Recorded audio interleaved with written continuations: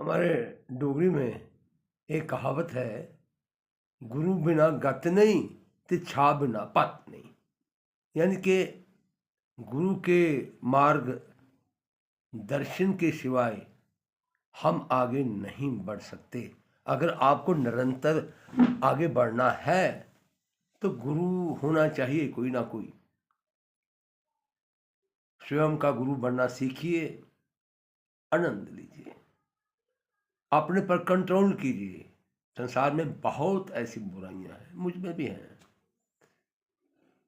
मैं कोई दूध का धुला हुआ आदमी नहीं हूं। मैंने भी गलतियां की हैं और हो भी जाती हैं कभी कभी। मेरे बनारस के गुरु हैं श्री निर्मल महाराज जी। श्री निर्मल महाराज स्वरूप जी बनारस में रहते हैं, लेकिन हैं वो मूलतः जम्मू प्रदेश से।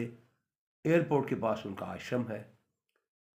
काफ़ी समय से यहाँ आए हुए हैं, लेकिन उन तक नहीं पहुँच पा रहा हूँ। कोई ना कोई बाधा आ रही है। बनारस जो नहीं गया है उसको जाना चाहिए। वो भी एक गढ़ है ज्ञान का, बड़ी पवित्र नगरी है, और उस नगरी में जाकर सीखना चाहिए कुछ। आइए पहले हम उस की वंदना करें जिसका आज ये दिन है, रविवार की। ओम सूर्याय नमः, ओम भास्कराय नमः, ओम आदित्याय नमः, ओम दिनकराय नमः, ओम खगाय नमः, ओम आर्काय नमः। सूर्य भगवान जब आते हैं अपने साथ प्रकाश लाते हैं, और वो प्रकाश फैल जाता है जिस स्थान पर भी वो जाते हैं। जिस देश प्रदेश नगर द्वार में जाते हैं वो प्रकाश फैलता है, प्रकाशित कर देते हैं, अंधेरा भगा देते हैं।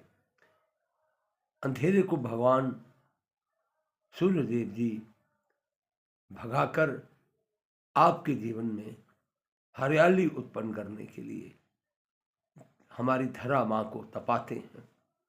फिर वनस्पतियाँ उगती हैं जब चांद आता है। दोनों कितने इम्पॉर्टेंट ग्रह हैं, महत्वपूर्ण है। जरा सोचिए, मन का प्रतीक है चंद्रमा और आत्मा का प्रतीक है सूर्य। अगर आप सबकी आत्मा सूर्य जैसी बन जाए और मन निर्मल हो चांद जैसा, तो का जीवन धन्य हो जाएगा प्रभु। इसलिए प्रथम अपनी माँ के चरणों को स्पर्श कीजिए, उसके बाद अपनी माता जी के चरण स्पर्श करने के बाद पिताजी के चरण स्पर्श कीजिए। आपका संसार हरा भरा हो जाएगा। फिर सेवा भाव में लग जाइए, चाहे परिवार की सेवा करिए, चाहे पड़ोस की सेवा करिए, चाहे राष्ट्र की सेवा करिए। राष्ट्र सर्वोपरि है, ये मेरा मानना है। आज थोड़ी सी एक पॉलिटिकल बात भी हो जाए। आपने शायद अभी तक ये सुना होगा, खबरों में समाचार आ गए हैं। मैंने काफ़ी सुबह उठते हुए पहले मैं समाचार सुन लेता हूँ। आज वेनेजुला में जो दुष्टता की है अमेरिका ने, क्या ऐसा होना उचित है? किसी के घर को जाकर, किसी के घर में घुसकर उसको अपने नीचे दबा लेना, उसको अपने मन, जैसे हमारे पर हावी हो गए थे अंग्रेज। आज ये दादागिरी कौन कर रहा है? विश्व में एक ही कंट्री है जिसकी भर्त्सना अब रूस ने भी की है, चीन ने भी की है। विश्व के जो जागरूक देश हैं सभी उनकी है। हाँ, इटली ने उसकी पीठ थपाई है। इटली ने प्रोत्साहित कर रहा है कि अमेरिका का ये कदम उचित है। नहीं, ये उचित नहीं है। तो क्या हम भी ऐसा ही करें? हमारा पड़ोसी ऐसा है, दो पड़ोसी, एक पाकिस्तान और दूसरा बांग्लादेश।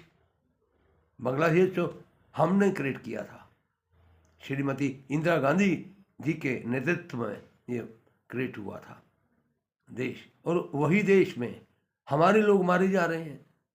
और ख़ासकर हमें टारगेट बनाकर, हिंदुओं को टारगेट बनाकर, सनातनी को टारगेट बनाकर मारा जा रहा है। ये समाचार मैं काफ़ी समय से सुन रहा हूँ। और हम देश के लोग सोए हुए क्यों हैं? हम अपनी सरकार से पूछते क्यों नहीं हैं कि जो कुछ बांग्लादेश में हो रहा है हिंदुओं के साथ, क्या ये होना चाहिए? क्या हमें नहीं उठ खड़ा होना चाहिए? हमें बॉर्डर क्रॉस करके वहाँ घुस जाना चाहिए। हमारी सैन्य बल सक्षम है सब करने के लिए, लेकिन हम चुप बैठे हुए हैं। पता नहीं हमारी सरकार क्यों सोई हुई है, हमारे लोग सोए हैं, कोई आवाज़ नहीं उठा रहा है। जो उठाता है उसको दबा दिया जाता है। कैसी हुकूमत है?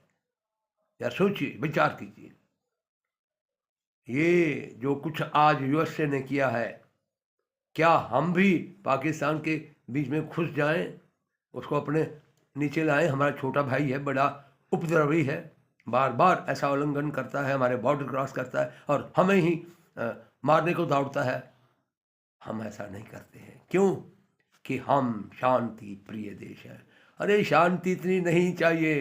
अरे शांति दूसरे घर में जाकर या बर्तन मांजती। हमें वैसा नहीं बनना है। वीर पुरुष हैं हम, लौह पुरुष हैं हम, बहादुर हैं हम, हमें सब कुछ आता है, लेकिन हम चुप बैठे हैं। लोकतंत्र में वही लोग आगे बढ़ते हैं जो बहादुर होते हैं।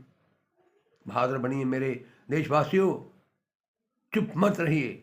यहाँ भी आपको अन्याय दिखे, यहाँ भी आपको कोई ऐसा अपवाद दिखे, वहाँ उठ खड़ी हो जाइए, वहाँ ऐसे इकट्ठे हो जाइए, एकत्रित हो जाइए कि सरकार हिल जाए कि लोग इकट्ठे हो गए हैं। ये बात मनु महाराज जी के साथ भी हुई थी, जब उन्होंने शत्रुपा जी से शादी कर ली तो उनको भी अभिमान आ गया। वो भी प्रजा को कुचल रहे थे, लेकिन प्रजा में इतना बल था, उनकी महलों में घुस गई, आग लगा दी। फिर कैसे मनु महाराज जी भाग गए थे, प्रथम पुरुष इस धरती के। उन्होंने भी अन्याय किया, उनके खिलाफ जनता उठ खड़ी, प्रजा उठ खड़ी। लोकतंत्र में, प्रजातंत्र में वो दम है। हमारे वेद सिखा रहे हैं हमें, हमारे शास्त्र सिखा रहे हैं हमें, और हम चुप बैठे हैं। हमारे सामने ही अन्याय हो गया है आज वेनेजुला में, और हमारी गवर्नमेंट चुप। रशिया बोला, चाइना बोला और दूसरी कंट्रीज बोली, और हम चुप। अरे चुप्पी साल लीजिए, क्योंकि मौन व्रत ही बहुत कुछ है। मौनी बाबा बन जाइए। नमो नमो नमो नमः। हरिओम हरिओम। ओम शांति शांति शांति। आप आनंद लीजिए मेरी वार्ता का। मैं आपसे विदा लेता हूँ। हरिओम हरिओम।